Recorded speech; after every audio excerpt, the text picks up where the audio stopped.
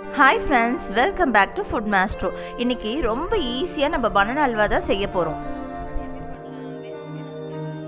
நம்ம வீட்டில் நிறைய வாழைப்பழம் இருக்கும்போது ஒரு பழமும் பழுக்கும்போது நமக்கு வந்து கஷ்டமாக இருக்கும். இந்த பழம் வந்து வேஸ்ட்டாக போகும்னு நம்ம கவலைப்படுவோம். ஆனால் இனி அந்த கவலை வேண்டாம். ஏன்னா அந்த வாழைப்பழத்தை வச்சு தான் நம்ம வந்து ஒரு ரெசிபி செய்ய போகிறோம்.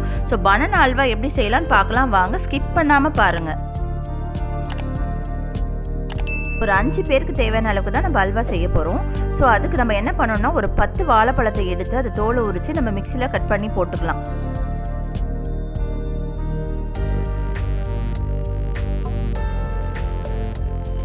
கட் பண்ணதை மிக்சியில் வச்சு நம்ம பேஸ்ட்டாக அரைச்சி எடுத்துக்கணும்.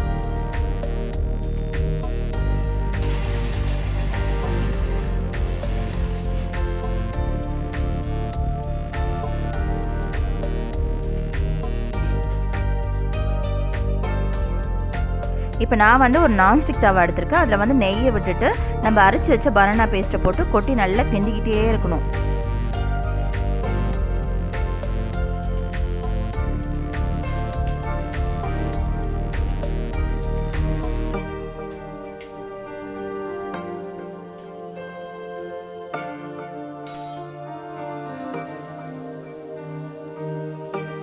ஜென்ரலாக ஸ்வீட் ஐட்டம்னாலே நம்ம என்ன பண்ணுவோம், நான்ஸ்டிக் தவாவில் தான் செய்வோம். அதுவும் கைவிடாமல் செஞ்சால் தான் அது வந்து திரண்டி வரும்.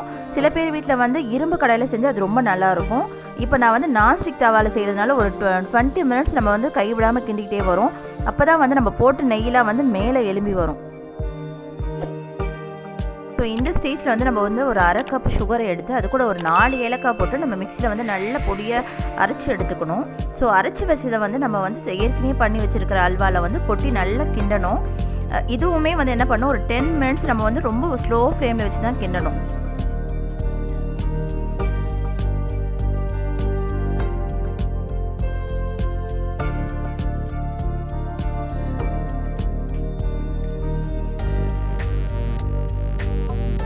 ஒரு லோ ஃப்ளேமில் வச்சு நம்ம 10 மினிட்ஸ் ஆகிடுச்சு. இப்போ நம்ம வந்து ஃபுட் கலரை ஆட் பண்ணிக்கலாம்.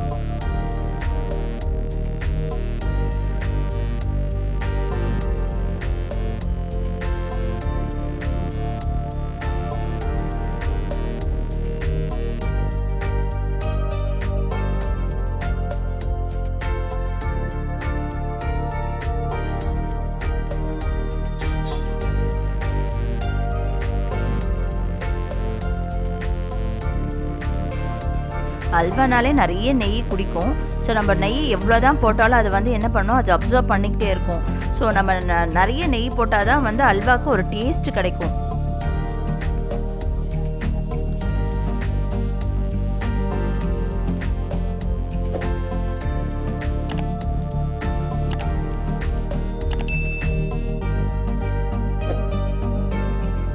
ஆல்மோஸ்ட் ½ அன் ஹவராக நான் வந்து லோ ஃப்ளேமில் வச்சு கரண்டியை கைவிடாமல் கிண்டிக்கிட்டே இருக்கேன்.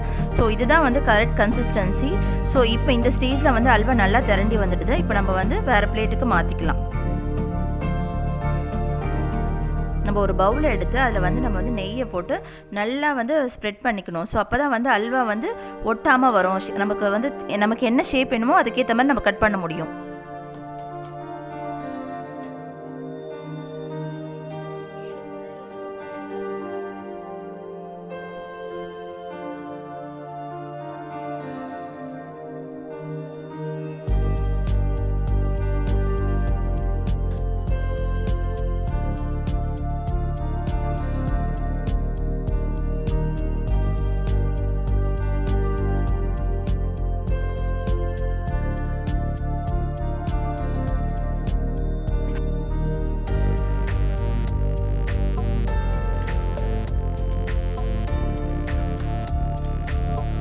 பவுலில் போட்டு ஒரு 10 மினிட்ஸ் ஆகிடுச்சு. ஸோ அது நார்மல் டெம்பரேச்சர் வந்த பிறகு நம்ம என்ன பண்ணணும், தட்டில் கொட்டி நமக்கு தேவையான ஷேப் போட்டு நம்ம கட் பண்ணி எடுத்துக்கலாம்.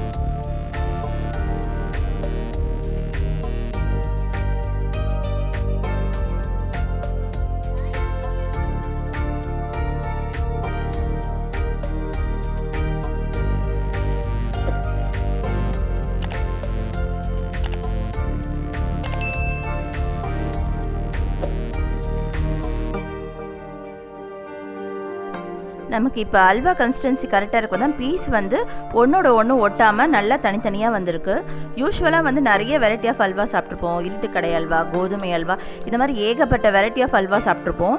ஸோ இப்போ நான் பனானா அல்வாவில் செஞ்சுருக்கேன். குழந்தைங்க வந்து நார்மலாக வாழைப்பழம் கொடுத்தா சாப்பிட மாட்டாங்க. ஆனால் இந்த மாதிரி செஞ்சு கொடுத்தா எல்லா குழந்தைங்களும் விரும்பி சாப்பிடுவாங்க. ஏன்னா இதில் வந்து சீடு இருக்குது. ஸோ பர்டிகுலராக இந்த மஞ்சள் வாழைப்பழத்தில் வந்து நிறைய சீடு இருக்கிறதுனால நம்ம இந்த மாதிரி அல்வா செஞ்சு கொடுத்தா அவங்க உடம்புக்கு ரொம்ப நல்லதாக இருக்கும். ஸோ ஒல்லியாக்கிற குழந்தைங்க கூட கொஞ்சம் குண்டாக ஆகுவாங்க.